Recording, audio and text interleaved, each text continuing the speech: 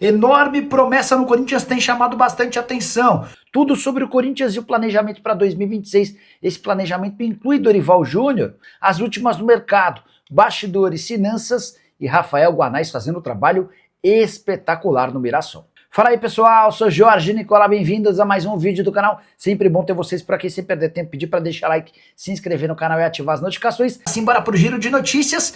Quero começar contando que o Brasileirão de 2026 terá o impedimento semiautomático já a partir da primeira rodada. Enorme evolução, especialmente na discussão em relação a impedimentos para o próximo ano.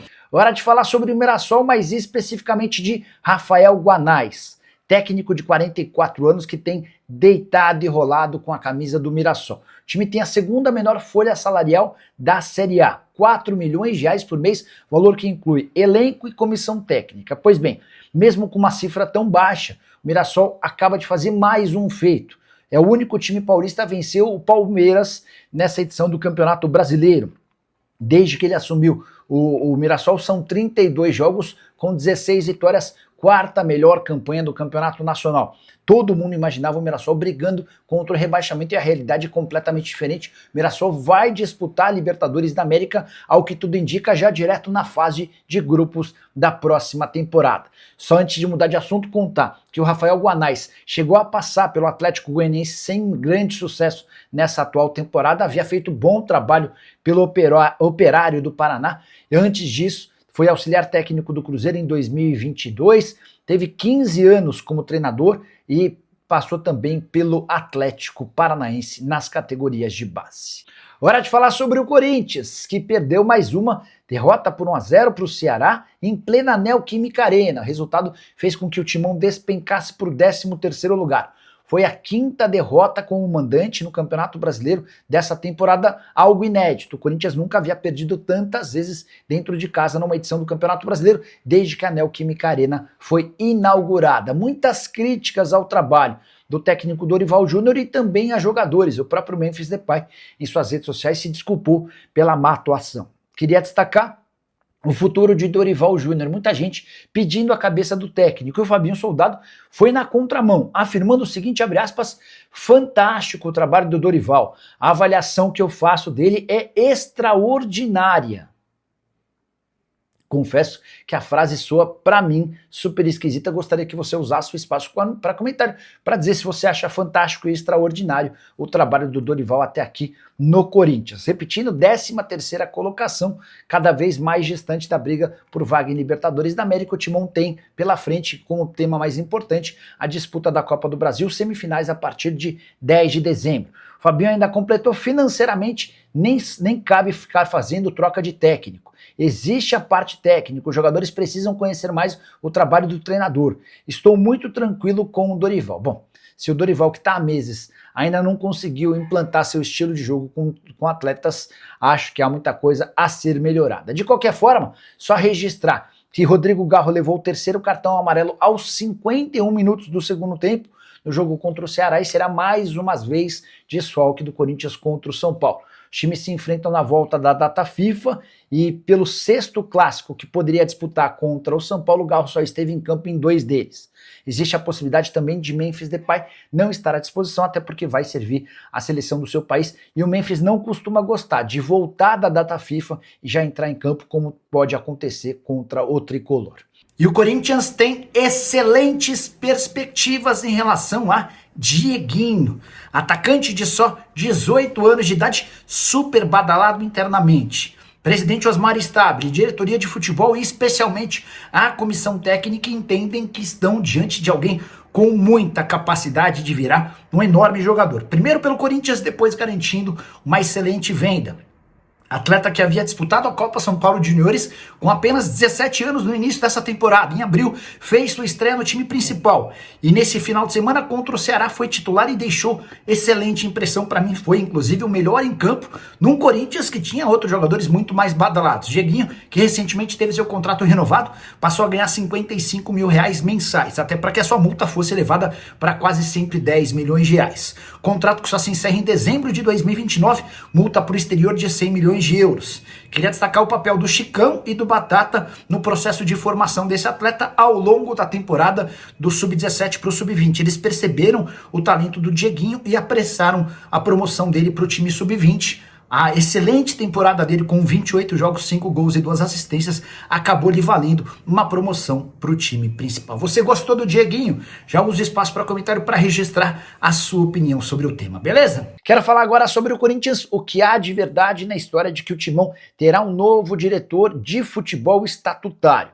Há uma pressão grande de conselheiros e diretores mais próximos do presidente Osmar Stabile para que ele tenha uma figura de um diretor acima do Fabinho Soldado tocando o departamento de futebol. O Stabile não pretende mexer nessa situação antes do fim da temporada. Ele teme que qualquer mudança no departamento de futebol possa culminar com, por exemplo, a perda do título da Copa do Brasil a partir de 10 de dezembro contra o Cruzeiro. O Corinthians começa a disputar as semifinais e sonho é terminar com o título da Copa do Brasil para dar uma volta olímpica e assegurar vaga na Libertadores da América do próximo ano. Até por isso, qualquer contratação de um diretor estatutário nem é uma contratação, mas a escolha de um diretor estatutário é alguém que já faz parte da política do Corinthians e que assumiria esse cargo de diretor de futebol vai ficar para 2026, até porque existe a decisão dentro do clube de que Fabinho Soldado não permanecerá para o próximo ano, alguém super mal avaliado pela nova diretoria. Há uma impressão muito ruim de que o aumento concedido pelo Augusto Melo antes de deixar a presidência ao Fabinho não tenha sido apenas pelo mérito do diretor de futebol.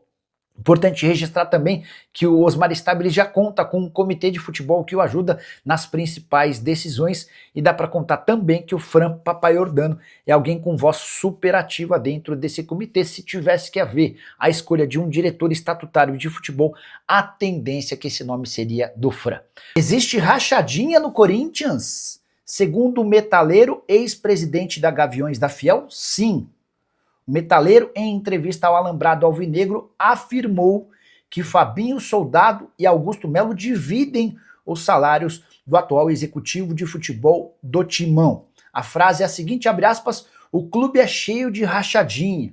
Vou dar um exemplo. O Fabinho Soldado é rachadinha do Augusto. Uma semana antes dele sair, no caso o Augusto, ele aumentou o salário. E não tem segredo. Foi de 200 para 400 mil, o dobro. Ou tá dando dinheiro para alguém ou não tem milagre, disse o metaleiro nessa entrevista. O metaleiro também cobrou explicações do Augusto e do Fabinho Soldado para esse reajuste salarial que eu já havia contado para vocês em outra oportunidade. Não tem problema resgatar. Vamos lá.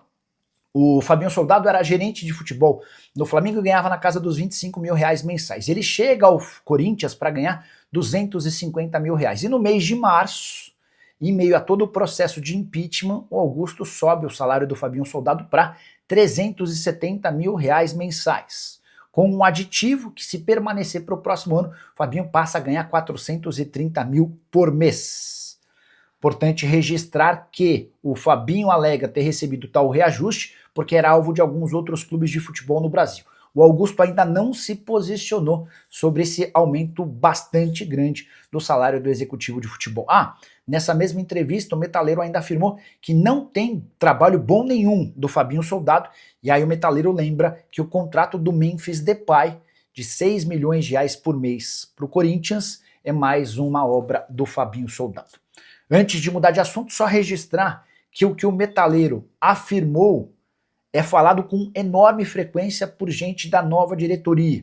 Existe uma suspeita muito grande de que o Augusto tenha aumentado o salário do Fabinho Soldado antes de ir embora para ter benefícios próprios. Ninguém é capaz de provar nem comprovar essa história, mas é também por isso, ou vou mudar, é principalmente por isso que existe uma pressão gigante para que o Fabinho Soldado seja demitido tão logo a temporada de 2025 terminar. Quando ela fala do meu Corinthians, tem alguma boa notícia no Timão?